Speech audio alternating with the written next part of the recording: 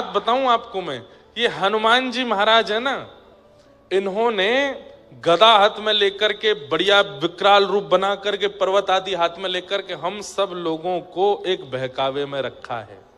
किस बहकावे में? कि मैं ऐसा ही हूं, मुझे ऐसे ही मान के भजो। हम सबको वह रूप दिखा करके चुपचाप भीतर बैठ करके अत्यंत वाष्प वारी परिपूर्ण लोचनम, श्री राम कहते हुए निरंतर उसी भाव में निमग्न होकर के बस, अरे सहचरी हैं। आपको पता है श्री चारुशिला जी, श्री हनुमान जी का सखी स्वरूप है चारुशिला जी का। कथा आती है कि सूर्य उदय से सूर्य अस्त तक श्री हनुमान जी महाराज राम जी के पास ही रहते हैं, एक मिनट के लिए नहीं छोड़ते, बल्कि चरणों को गोद में लेके बैठते हैं। सभा, राम जी की सभा में भी जो कुछ भी होता है, हनुमान जी महाराज ऐसे ही बैठे रहते हैं, चरण नहीं छोड़ते राम जी के, किसी को छूने भी नहीं देते। मेरा ये अधिकार है बस। और बोले इसमें आप भले स्वार्थी मानो मुझे, पर ये चरण मैं नहीं छोड़ूंगा। लेकिन जैसे ही सूर्य अस्ताचल को जाते हैं, हनुमान जी महाराज की घबराहट शुरू हो जाती है। अब सूर्य अस्त हो जाएगा, राम जी कनक भवन में चले जाएंगे, अंतःपुर में चले जाएंगे, वहां सखियां मुझको जाने नहीं देती। अंतःपुर में निज निवास में तो केवल सीता जी और सब सखियों का प्रवेश है, वहां हनुमान जी नहीं जाते। तो हनुमान जी कनक भवन के द्वार तक जाते हैं तो बाहर ही चंपक लता आदि सखियां रोक देती हैं। हनुमान जी बस बस बस, अब यहां से राघव जी का हाथ हमें दे दो। तो फिर अंतःपुर कनक भवन की अंदर की लीला में चंपक लता जी लेकर के श्री राम जी को भीतर जाती हैं। और श्री हनुमान जी द्वार पर खड़े खड़े इतना रोते हैं, इतना रोते हैं। क्यों? अब मैं रात भर कैसे रहूं, बिना राघव जी को देखे मैं कैसे समय निकालूं।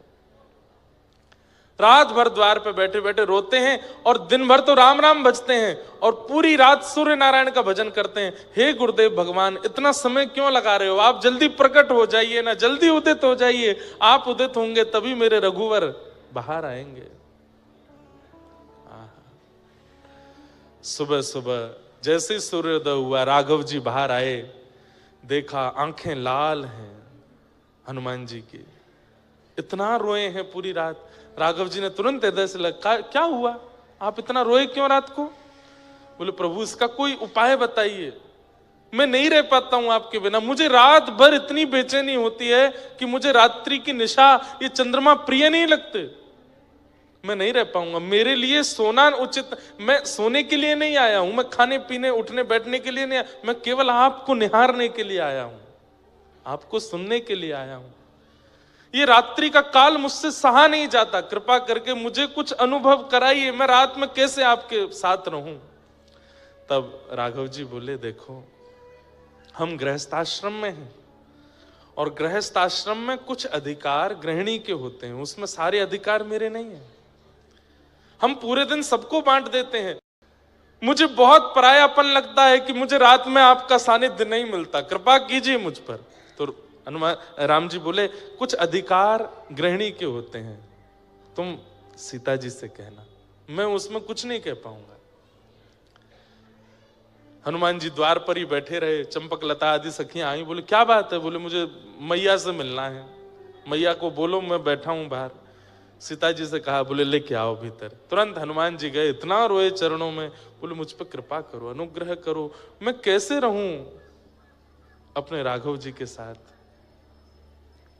सीता जी बोली, देखो पूरा दिन तो हमने तुमको दे रखा है, राम जी पूरे दिन दिखते भी नहीं हमको, पर कम से कम रात में तो इतना ध्यान रखो, हम गृहिणी हैं और ये अंतःपुर है, यहां पर सबका प्रवेश नहीं। हनुमान जी बोले, मैं तप करने चला जाऊं। बोले क्या करोगे तप में? बोले तप में वरदान मांगूंगा कि मैं भी सखी बन जाऊं, ताकि मुझे भी अंतःपुर मिले। बोले ये सब करने की आवश्यकता नहीं, तुम बढ़िया रहो प्रेम से। तब जैसे हनुमान जी बाहर आने लगे, सीता जी ने तो मना कर दिया, तो चंपक लता सखी ने हनुमान जी से कहा, सुनो आप सरजू जी के पास जाओ, इस अयोध्या नगरी की प्रथम सहचरी सरजू जी हैं, यदि वो अनुग्रह कर देंगी तो कृपा हो जाएगी। और श्री हनुमान जी महाराज इतनी विरह वेदना में सरजू जी के तट पर बैठे हैं कि जैसे ही हनुमान जी का अश्रुबिंद प्रकट होकर के ठोड़ी पर एक बिंदु बना और जैसे ही टपक करके श्री सरजू जी में गिरा, सरजू जी का जल उष्ण हो गया, गर्म हो गया, भाप उठने लगा।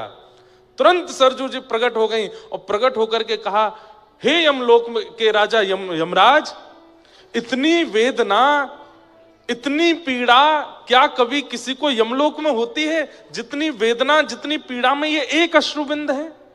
यमराज कहते हैं, इतनी वेदना तो यमलोक में भी किसी को नहीं होती। कौन है इतनी वेदना में? तब देखा तो तट पर श्री हनुमान जी बैठे हैं। कितनी वेदना है उनको राघव जी के दर्शन की। सरजू जी गई और जाकर, क्या बात है हनुमान? बोले, मुझे सखी बनाओ, मुझे सहचरी बनाओ, मुझे अब ये पुरुष वेश में नहीं रहना, मुझे ये बानर वेश में नहीं रहना, मुझे सखी बनाओ, मुझे अंतःपुर में रहना है, राघव जी के संग रहना है। और ऐसी कृपा कर दो, दिन में मैं हनुमान बन के रहूं, रात्रि में मैं सखी हो जाऊं।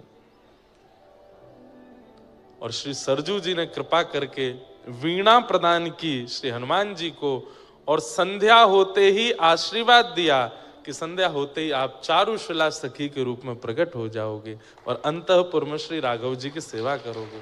तो दिन भर तो श्री हनुमान जी महाराज गदा लेकर के या उठा के मार, वाय उठा के फेंक दे, पूरे दिन ऐसे उग्र रूप में रहते हैं। लेकिन संध्या होते ही सूर्य अस्ताचल को जैसे जाते हैं, चारुशिला सखी बन जाते हैं और वीणा लेकर के पूरी रात श्री राघव जी को देखते रहते हैं और वीणा का वादन करते हैं। पूरी रात श्री राघव जी को वीणा सिखाते, सुनाते हैं। हमारे महंत जी कह रहे